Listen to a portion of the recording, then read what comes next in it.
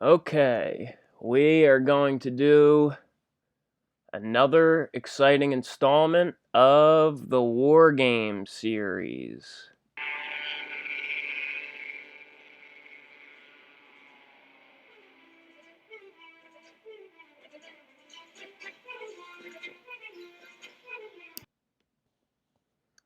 Probably still not the last one, but this is another good one. I don't know if this is going to be mirrored backwards or not. My shirt.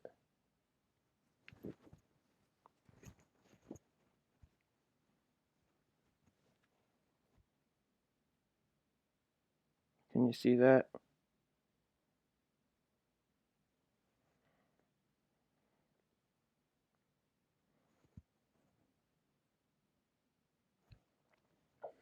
Got that a while ago near my house. I went to the Indian Museum. Not the Native American Museum, just the Indian Museum. They don't take offense to that. They just own it. They're like, yeah, we're Indians, bitch. Fuck out of here. But right after this video, maybe later today, maybe tomorrow, I'm gonna have another like consciousness video I'm gonna put out. And I feel like it's honestly gonna be my biggest video yet.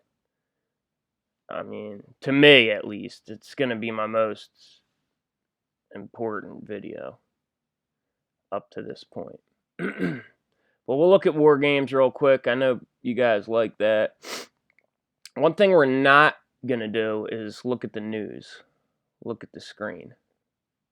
Remember what I said about the celestial alignments, the solar eclipses inside. Fucking think is gonna happen with this goddamn coronavirus? Are you worried about this shit? I had it last week. People have died from the flu in just America. More than the coronavirus is actually more deadly than the flu. That's from exactly. Only CNN. That's all you need to know, okay? Need I say more? Stop looking. Okay, then I happened across this video. I don't really ever watch this channel, but saw the title of the video. That captured my attention. Must see the hidden meaning behind Steven Spielberg's Amblin Entertainment. Huh. That's weird. I feel like I was just talking about that the other day. Let's see what it is. Hopefully I don't get copyright struck for playing 10 seconds of this. Greetings, brothers and sisters. So one of my viewers left a comment saying Steven Spielberg's Amblin Entertainment and Television, this is his brand, his company, his movie company, is an anagram for NAMBLA. Of course, one of your subscribers, huh? I left a comment saying, yeah, I think that was me, like a week ago. Okay, so let's listen to my video from a week before. Becomes DreamWorks. This dude's the head of DreamWorks. Parks and his wife, business partner Laurie McDonald, helped to build DreamWorks, with Parks the head of its motion picture division. The head of the motion picture division. The two later moved to Amblin Entertainment, where Parks served as president. This is Steven Spielberg's production company, Amblin Entertainment, with the E.T. kid on the bicycle with E.T. and the milk crate up front is the logo in front of the moon, the Death Star. It also is like, it's a play on NAMBLA, Amblin Entertainment. He's the president of. In 1994, Parks was named president of Steven Spielberg's NAMBLA Entertainment. It's actually helping me out, though, because then I can show you the logo, because I didn't have a picture of it, even though I explained it. But okay, look, see how remember, his real name's Fishman. We're all fish. We're underwater, but we don't know it. Like the Pope is the Fisher King with the fish hat. DreamWorks, like the intro sequence of DreamWorks, the logo. You think it's the moon, but then the fish hook hits the water and you realize it's just an image, a mirror, a reflection of the moon. And they're fishing us fish out of the water. But yeah, you see they're going into the moon in the logo on the bicycle, the two gyroscopes, which I'll show you later. And he's flying like the Jesus hero characters are always light or fire. They're always up names. David Lightman in WarGames, Luke Skywalker, David Bowman, like Rainbow, David Bowie. Yeah, and he's got the kid in the milk crate. So he's stealing the kid in the milk crate. References like the milk cartons, the missing kids on milk cartons, and yeah, they're going into the moon. The time machine, the Y machine. Anyway, yeah, that channel Pockets of the Future. Maybe, I think I probably left some annoying comments on his page. Because whenever he's like, these retard flat earthers, retards, I always say something like, hey, Paul, if you demonstrated some humility, you might find some of the anomalies they point out interesting. Or something like that. He probably never saw that, but maybe he doesn't like it. Maybe one of his subscribers just had the idea at the exact same time as me. I don't know. Anyway, let's get back on track. Last time we were looking at Walter Parks, and we saw that his foot in the door won an Academy Award right off the bat, or his first nomination right off the bat was for this Nazi documentary, The California Reich. Later adapted into the Blues Brothers. Shall we play a game? Alright, we're going to look at the DVD booklet. They were both raised in Beverly Hills, but they did not meet until the 70s at Yale University, S&B, where they were housemates and members of a local rock band. I literally couldn't find anything on that. If someone else wants to look harder, dig in.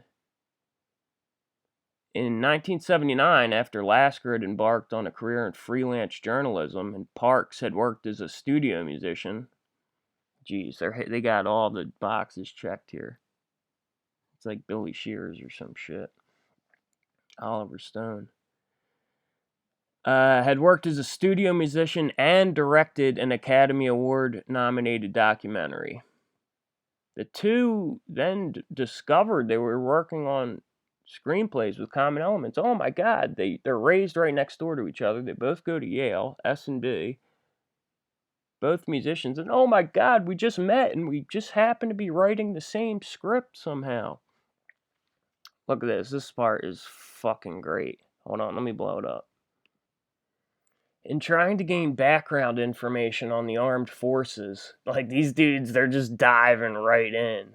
We gotta get into NORAD. Like, they never made a Hollywood movie before. This is funny as shit. In trying to gain background information on the armed forces, and specifically the North American Defense Command, yeah, that's not suspicious, Lasker and Parks ran into some serious resistance. We'll just go on. Their petitions to gain entrance into the facility were met with a variety of excuses, delays, and outright refusals. They were telling us that there was no way to get inside NORAD, that they were not giving tours anymore, Lasker said. We tried to set up our own tour without success, so we kept bugging them. Yeah, just keep bugging NORAD. It wasn't until, listen to this, just fucking listen to this. It wasn't until the Air Force's LA-based movie and TV liaison officer, Duncan Wilmore, intervened that the pair was admitted on a civic leaders tour of the facility. Wilmore, incidentally, retired from the military and later served not only as a technical advisor for WarGames, but also portrayed the character of Major Lem. So this dude, oh, we can't get into NORAD, we can't get into NORAD. Oh, luckily, the Air Force's movie and TV liaison officer, Duncan Wilmore, just happens to intervene just at the right time. Oh, and you're never going to believe this. He just happened to be retiring from the Air Force at the exact same time after he got them into NORAD. And guess what? He wants to be an actor himself. And he's actually in the fucking movie. This is him at the computer terminal. The military dude with the stripes on. And look, at the end of the movie, when they're like, play tic-tac-toe, do chess now, do this, he's the main dude. He's the dude they're all fucking crowded around. And he's in other movies, too. Tank Girl, Amazing Grace and Chuck, Project X. We'll look at that one. It's all radiation and monkey in a cage, number 6 shit, also. Like the fear cage, the mind cage, the nukes. The Right Stuff, WarGames, Airwolf. Okay? Then we also, in this movie, this is insane, we have Joe Dorsey in this movie. He's Hal from Brainstorm. Okay? He's Hal in Brainstorm. He's also in the Philadelphia Experiment, Real Genius. Yeah, WarGames, Philadelphia Experiment, Real Genius, and Brainstorm. I have all these. We're going to look at all these. Hilarious. So weird. These are like complex movies, military industrial complex like movies. Like how the shit that comes out of Laurel Canyon back in the day. It's something like that in the 80s.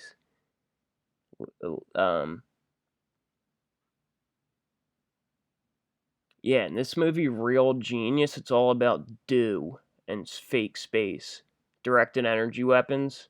They act like they're going to do it from space, but then at the end, they're like, just put it in a plane. They're like, oh, I thought we were going to do it from space, but if you want to walk you want to crawl before we learn to walk, that's cool. Like, they never go to space. It's like a big joke in the movie.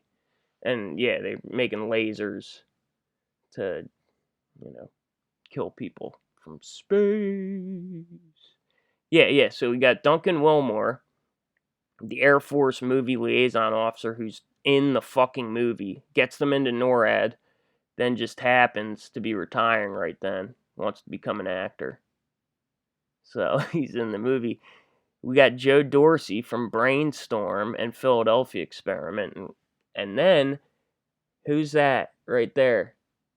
That's James Tolkien. That's fucking Principal Strickland from Back to the Future. So, we got Blasker and Parks producing Zemeckis' movies, who's making Back to the Future. We got Brainstorm, same year, same studio. We got the military dudes literally as actors in the movie, and they're all crossing over between all these fucking movies that have all the same equipment in them.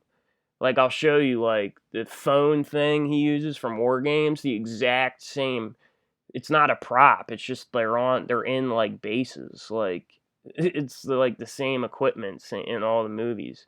I'll talk about that later, too. Some of the things they show in these movies that are supposedly props are literally not props. They're literally... No, it sounds kooky.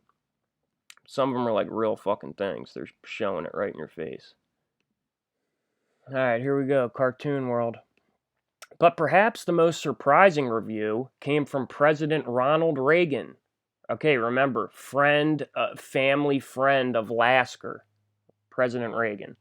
But perhaps the most surprising review came from President Ronald Reagan, who screened the film at Camp David and later interrupted a meeting with congressmen to give an enthusiastic account.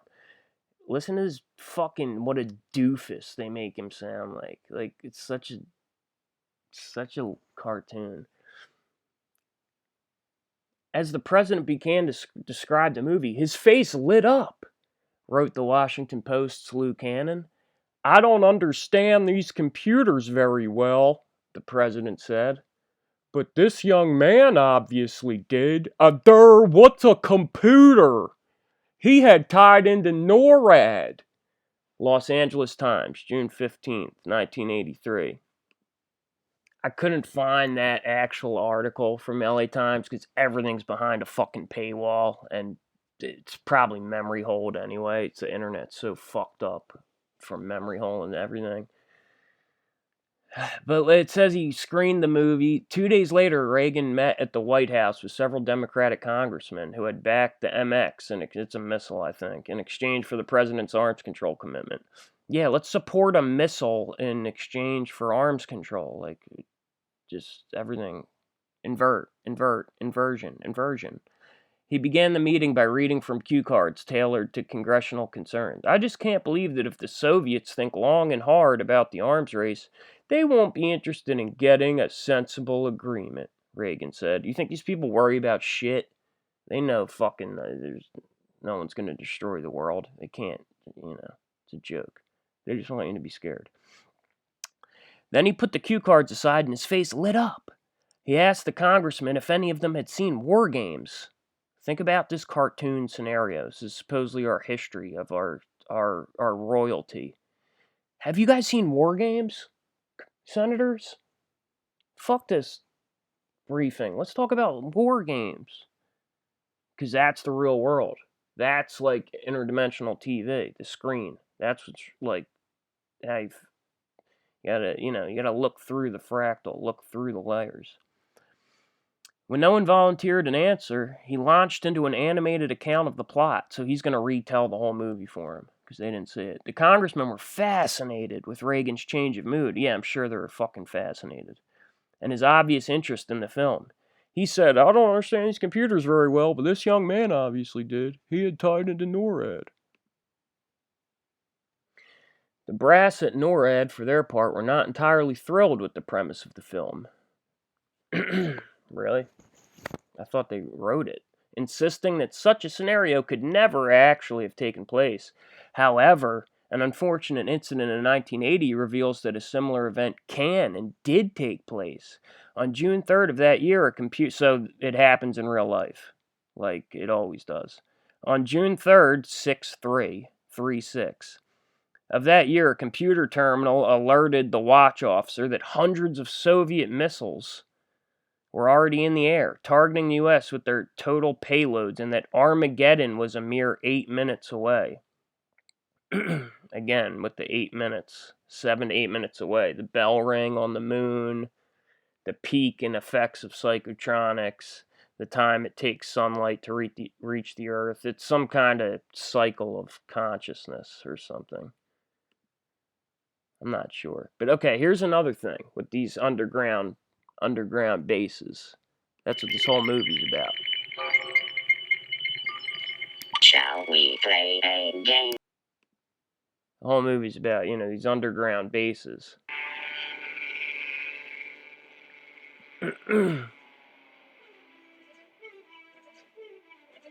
Cheyenne Mountain, Mount Weather, etc. So here's my thing.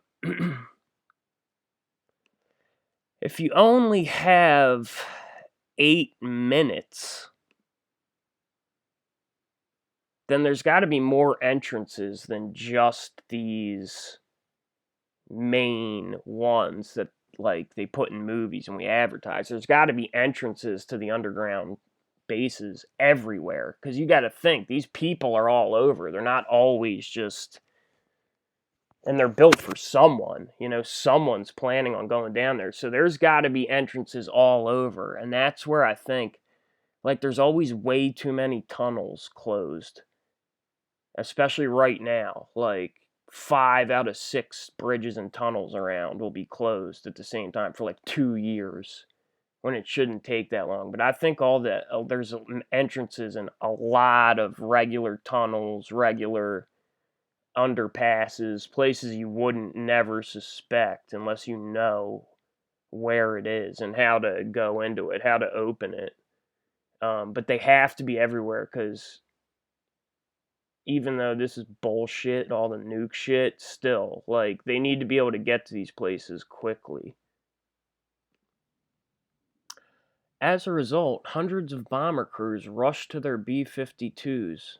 Nuclear missile technicians were placed on alert, and the Pacific Command's airborne command post took to the sky, prepared to direct the retaliatory strike. As generals at defense centers across the country began to discuss a course of action, however, they found out just in time that no Soviet missiles had been deployed and that their computers had simply malfunctioned.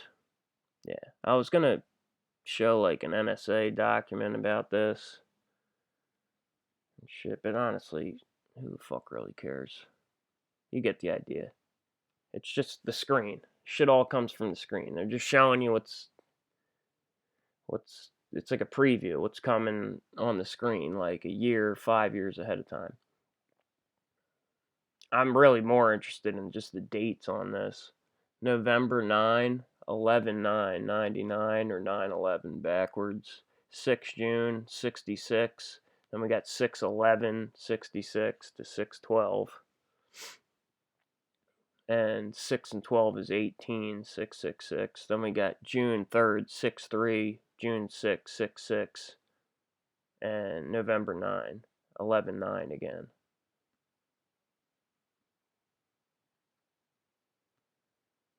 Yeah, but you get the idea. There's really no fucking point. Like, I was going to show this movie. I was going to do a video about this movie. But there's literally no point.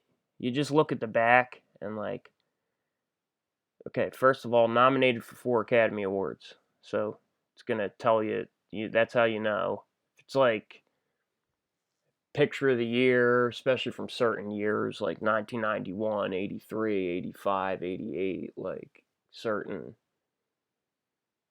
number years. But look, nominated for 4 Academy Awards, the white-knuckle thriller that famously predicted the 3 Mile Island meltdown, a nuclear disaster that occurred just 12 days after the film's theatrical release.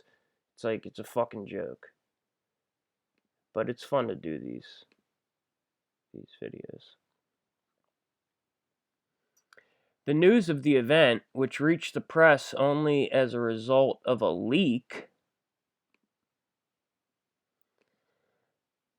came to Lasker and Parks. Okay, they are the leak. This shit all comes from the screen. You're seeing that, right? The news of the event, which only reached the press as a result of a leak from the military, you know? And, jeez Louise. Came to Lasker and Parks, ironically, just as they were writing such a premise. Like, there's no mystery here. I used to think I was solving mysteries and shit. Then now I realize it's just, we were literally just retarded. Like, you can't get any more retarded than we were. There's no mystery. Like this, the 3 Mile Island thing. They just tell you there's no mystery. We just couldn't see because we were completely retarded for some reason. Okay, so ironically, just as they were writing such a premise, we were pacing back and forth and going, is anyone going to believe this could happen to the United States military, said Lasker. And then I turned to CBS and said, well, you better fake the news to make it more believable. No, I'm just kidding. And I turned on the CBS Evening News. Walter Cronkite launched into a story. For 8 minutes, 8 minutes again. The fucking 8 minutes.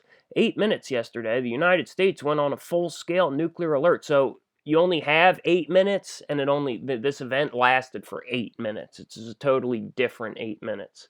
For 8 minutes yesterday, the United States went on a full-scale nuclear alert, believing that the Russians had launched a surprise missile attack. We were totally beside ourselves. Great, that's good. You're running the world. That's good. You're keeping your shit together. You're totally beside yourselves. Surviving both the nuclear wordfare, you see, that's the shit with the words and the numbers, it's alluded to by them. It's acknowledged by them. Like this, is this the one that says WarGames at the top? One of them says WarGames. That's like the title of the DVD jacket. Yeah, look, you see the title of the first page? WarGames. And it almost looks like it scrolls through that in the intro sequence as well. It almost looks like it scrolls through WarGames.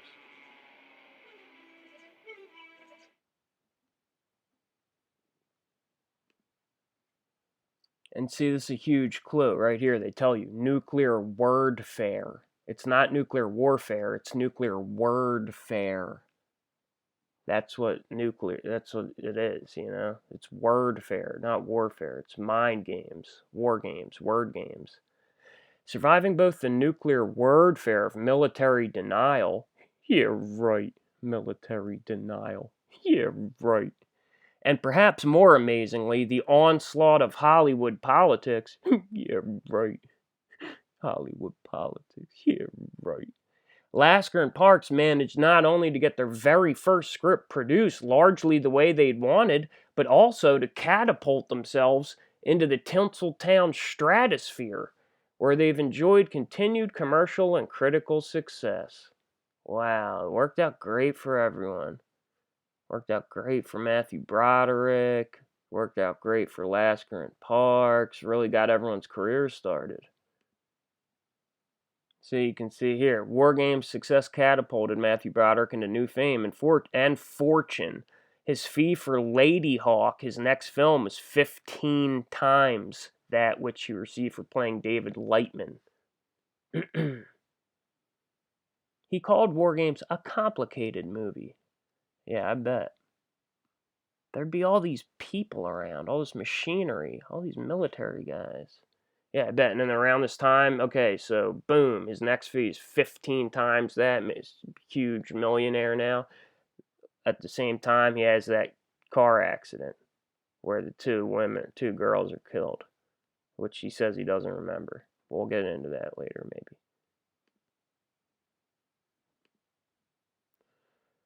So, anywho, now we look down at the bottom, the little asterisk. His first nomination was the Best Documentary. Best Documentary Feature, Walter F. Parks and Keith F. Critchlow, The California Reich. Okay, so this movie, The California Reich, is the origin of the Nazis on campus, the Berkeley Nazis, Nazis in California, the American Nazis who don't exist. 2,000 members. And all the ones they show in here are actors. So, I mean, it's really not a lot of people. It's hard to create Nazis. They do not seize. Walter F. Parks and Keith F. Critchlow. This recorded message is brought to you by the National Socialist White People's Party. White men, white women, the swastika is calling you. White men, white women, the swastika is calling you. Symbol of your race since the beginning of time. You is using them to do his work in history. The Jew is using the black as muscle against you, and you don't have a chance. Well, what are you going to do about it, Whitey? Just sit there? While your girls are, of course not. You're going to join with us, the National Socialist White People's Party, an organization. The black as muscle against you, and you are left there helpless. Well, what are you going to do about it, Whitey? Just sit there? Of course not.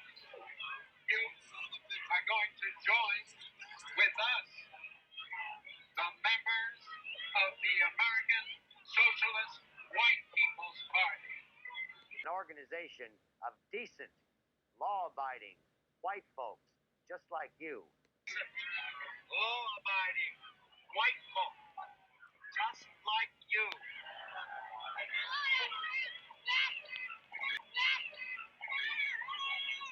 I pledge allegiance to Adolf Hitler. I pledge allegiance to Adolf Hitler. The immortal leader of our race. The immortal leader of our race. To the order for which he stands. And to the order for which he stands. One great cause. One great cause. Sacred and invincible. Sacred and invincible. Hey, what's going on? Those bums won their court case, so they're marching today. What bums? The fucking Nazi party. Illinois Nazis. I hate Illinois Nazis. I pledge allegiance to Adolf Hitler. I pledge allegiance to Adolf Hitler. The immortal leader of our race. The immortal leader of our race. To the new order for which. And then see if this looks familiar. What happens at the Nazi anti-Nazi march? Charlottesville, whatever it was. You remember what happened. Or was it a movie?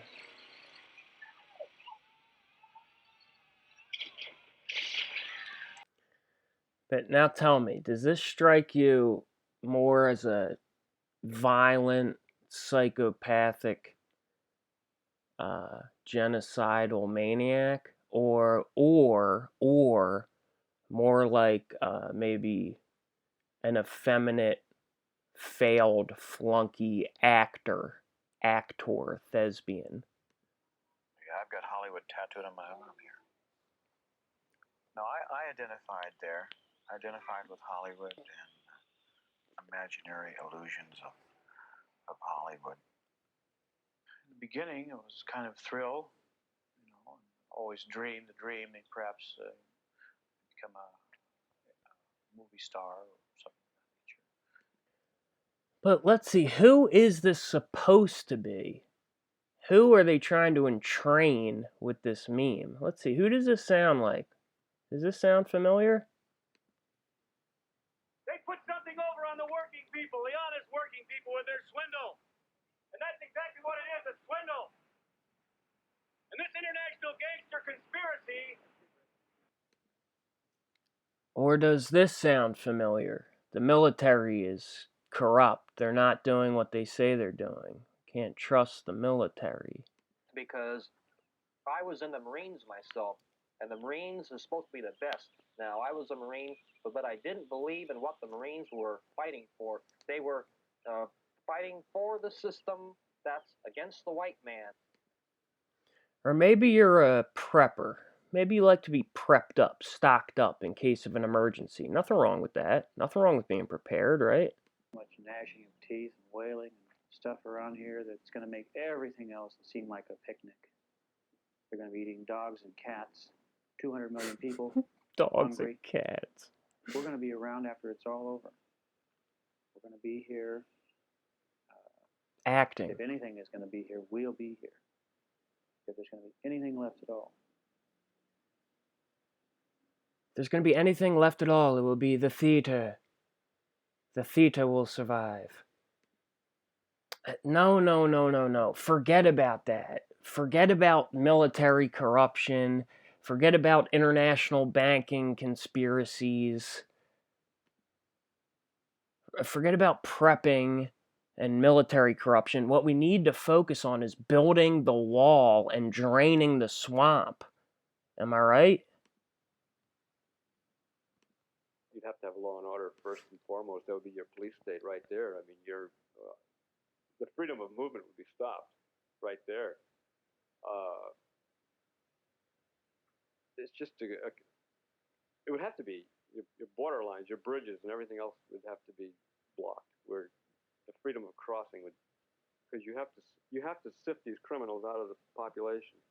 People will have to be physically subdued because we're not going to let a few insane people keep this madness going.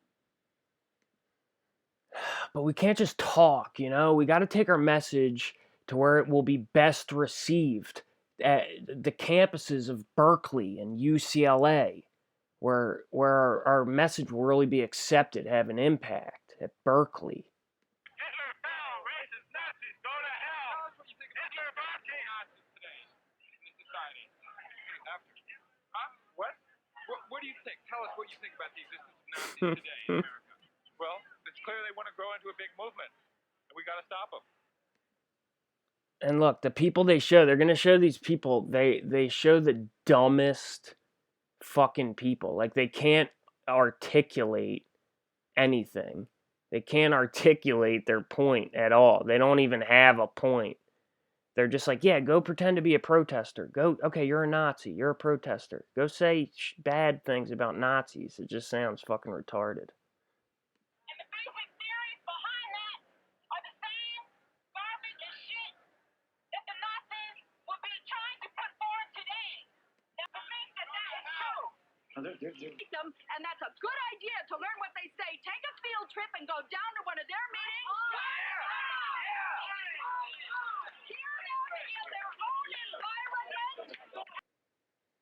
We all know a few of that lady, am I right?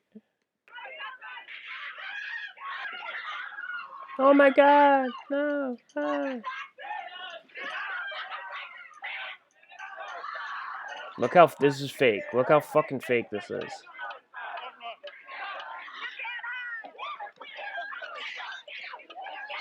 I want you to really look at this. Think about what you're seeing here. There's no more, you see no more than like 15 or 20 people total here.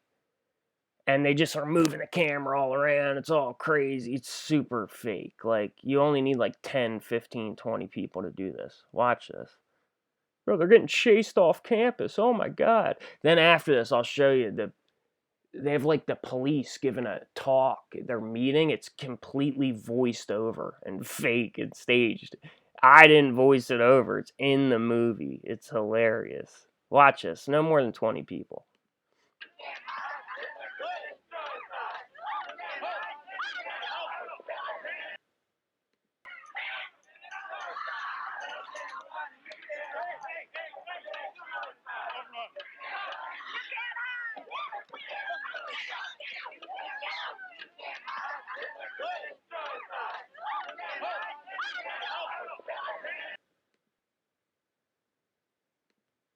That they have stopped fascism. Oh boy.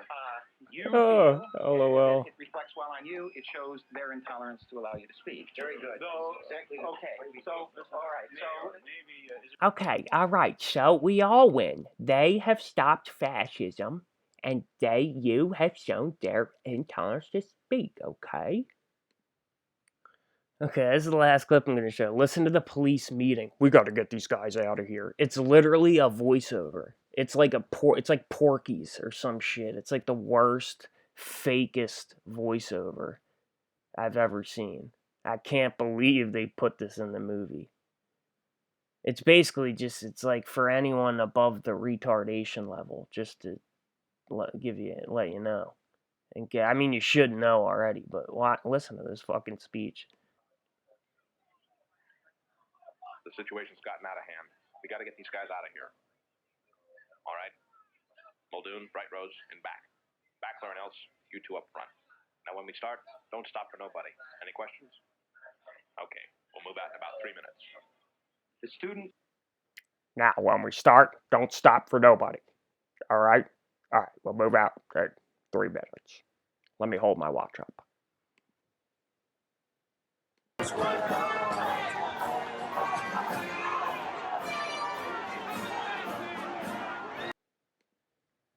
Alright guys, I think that's gonna be it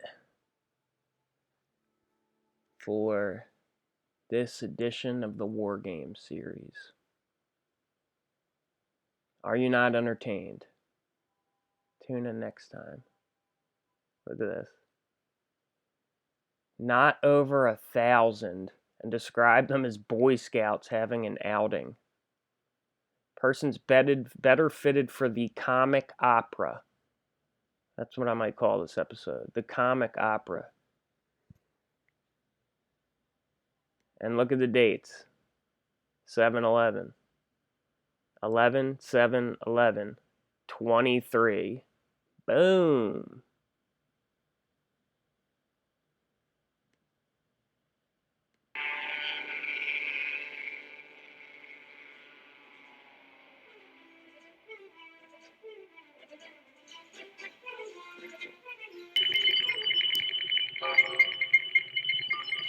Shall we play a game?